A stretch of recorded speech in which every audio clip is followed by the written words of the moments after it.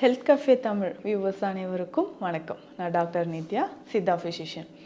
மூட்டுகளில் ஏற்படக்கூடிய வலியை எப்படி நம்ம நிரந்தரமாக சரி செய்யலாம்? மூட்டு வலி எதனால் ஏற்படுகிறது? முக்கியமாக இந்த ஆஸ்டியோ ஆர்த்ரைட்டிஸ் அப்படின்னு சொல்கிற கண்டிஷன் தான் இன்றைக்கி நிறைய பேருக்கு இருக்குது.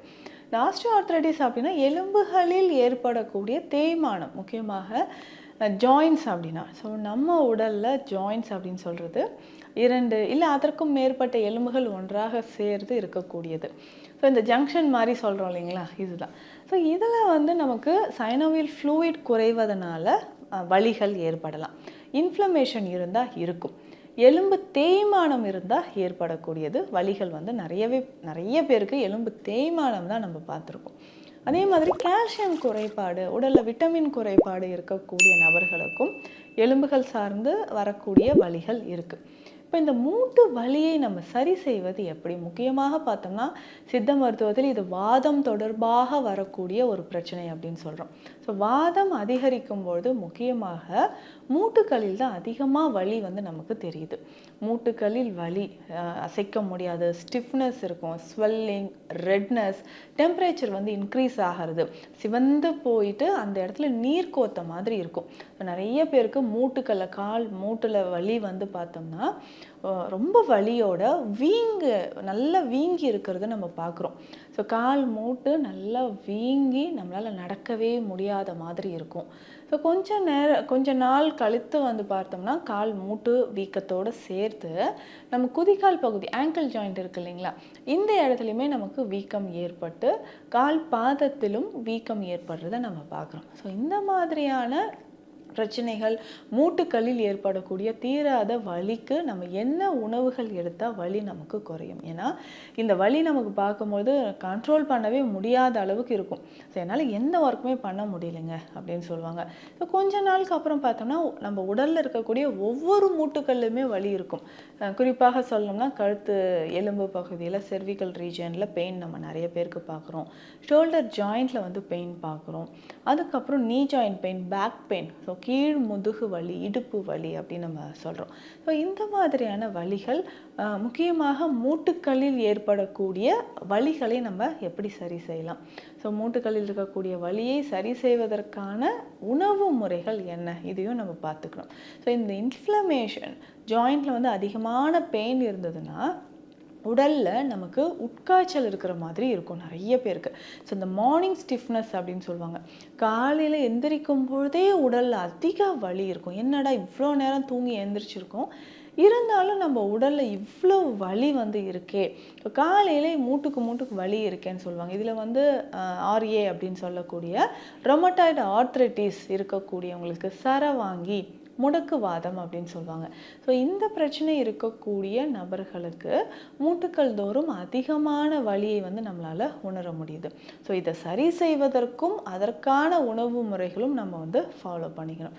ஸோ தொடர்ந்து இந்த உணவு முறைகளை ஃபாலோ பண்ணும்போது மூட்டுக்களில் இருக்கக்கூடிய வலி, வாதம் நமக்கு குறைய ஆரம்பிக்கும். ஸோ இதற்கான ஒரு உணவு முறை அப்படின்னு சொல்லும்பொழுது மிளகு, மஞ்சள், சுக்கு அல்லது இஞ்சி, ஸோ இது எல்லாமே நம்ம உணவில் அதிகமாக சேர்த்துக்கலாம். இதிலே முக்கியமாக பார்த்தோம்னா இந்த மிளகு, பூண்டு ரெண்டுமே வாதத்தை குறைக்கக்கூடியது, மூட்டுக்களில் இருக்கக்கூடிய வலியை நமக்கு குறைக்கக்கூடியது. இதை எப்படி நம்ம பயன்படுத்தலாம் அப்படின்னா, ஒரு 10 மிளகு தட்டி நம்ம எடுத்துக்கணும். ஸோ இதனுடைய ஒரு 3-4 பல் பூண்டும் எடுத்துக்கணும்.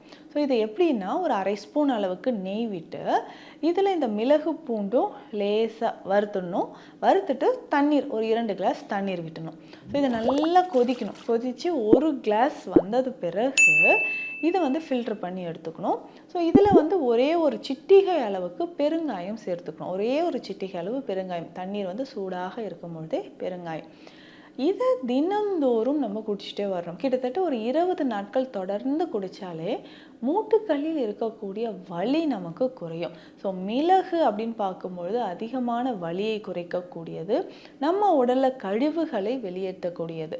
அதே மாதிரி பூண்டு வந்து வாதத்தை குறைக்கக்கூடியது. அதிகமான வாதம் நம்ம உடலில் சேர்ந்துருக்கு, ஸோ இதனாலையுமே ஜாயின்ட் பெயின் சிவியராக இருக்குது அப்படின்னு சொல்கிறவங்களுக்கு இந்த மிளகு பூண்டு இந்த 2 பொருள் மட்டுமே போதும். ஆனால் தொடர்ந்து இதை நம்ம குடிக்கணும். எந்த நேரத்தில் குடிக்கலாம் அப்படின்னா காலை. ஸோ தினந்தோறும் நம்ம காலைல பிரேக்ஃபாஸ்ட் எடுத்து முடிச்சுட்டு அரை மணி நேரம் 1 மணி நேரம் கழித்து வந்து இதை குடிச்சிட்டே வரணும். இது கஷாயம் மாதிரியே கொஞ்சம் வெதுவெதுப்பாக குடிச்சிக்கிட்டே வரும்பொழுது உடலில் இருக்கக்கூடிய வாயு வெளியேற ஆரம்பிக்கும், மூட்டுக்களில் வலி வந்து வெளியேற ஆரம்பிக்கும். ஸோ வலி குறைய குறைய நமக்கு நல்ல ஒரு ரிசல்ட் தெரியும். ஸோ மிளகு பூண்டு ரெண்டுமே இந்த தண்ணீரை வந்து பயன்படுத்தலாம், இந்த கஷாயம் மாதிரி இதை பயன்படுத்தலாம்.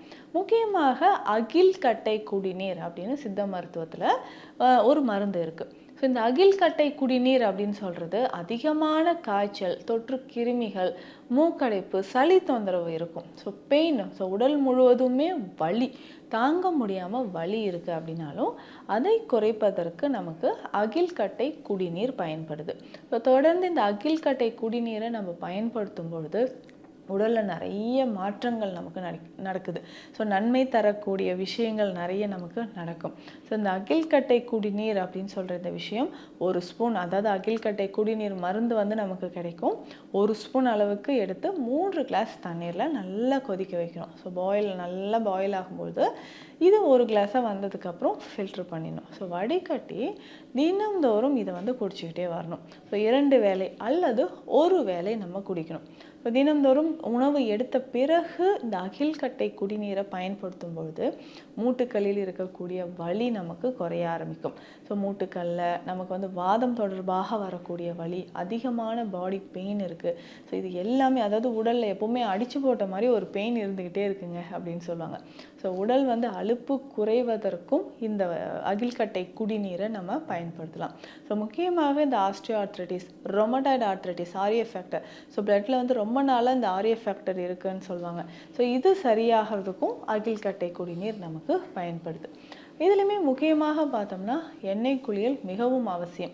ஸோ வாரம் 1 முறையாவது, ஸோ தினந்தோறுமே நமக்கு வந்து மூட்டுக்களில் வலி இருக்குன்னா அதற்கான தைலம் வந்து பயன்படுத்துகிறவங்க நிறைய பேர் இருக்கும். ஏன்னா மூட்டுக்களில் வலி இருக்குன்னா தைலம் அப்ளை பண்ணிவிட்டு அப்புறம் வெந்நீர் ஒருத்தரம் கொடுக்கும்பொழுது நல்ல ஒரு ரிலீஃப் கிடைக்கும்.